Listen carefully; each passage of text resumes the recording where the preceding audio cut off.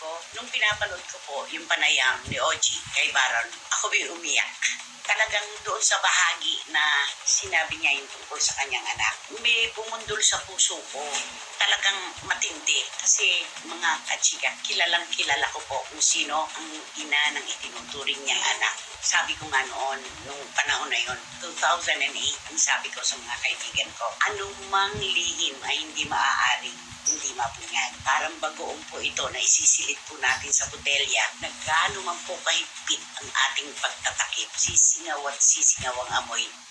Ito ay nag-umpisa nung may interview si Baron kay Ogie Diaz at nabanggit nga ng aktor na meron siyang anak na babae sa isang aktres bago pa siya ikinasal ng asawa niya ngayon.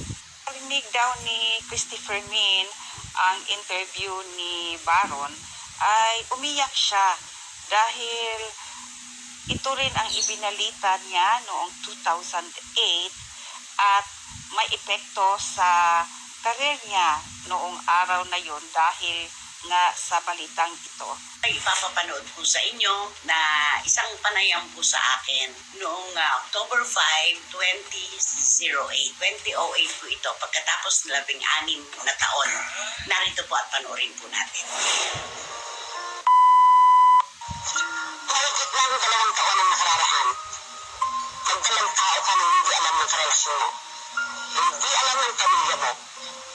Nagpunta ka sa isang ospital na matatagpuan sa pagitan ng Mandaluyong at Pasig. Pumasok ka ng alas 12 ng hating gabi. Pininturahan ka kinaumagahan.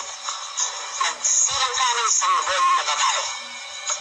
Nagtago ka sa pangalang ng bahay, hindi na lang sanggol. Inaalagaan mo sa isang kaibigan mo aktres na kilala natin pareho, kilala ng publiko, ng ilang buwan. Pagkatapos ng ilang buwan, pinadala mo ang bata sa inyong tahanan. Ipinakilala mo sa kanila at sa iyong mga anak bilang ampon mo. Sino sa ating dalawa ngayon na walang buti?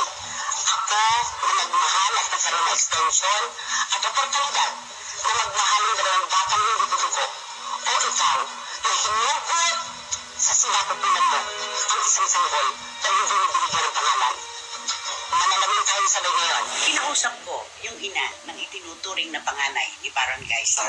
Sabi ko sa kanya, hindi pa kasi kasagsagan ng social media ng 2008. Wala pa. Pero matindi na to. Gumawa na ito ng napakalakas na ingay. Sobra na. Oo, sa buong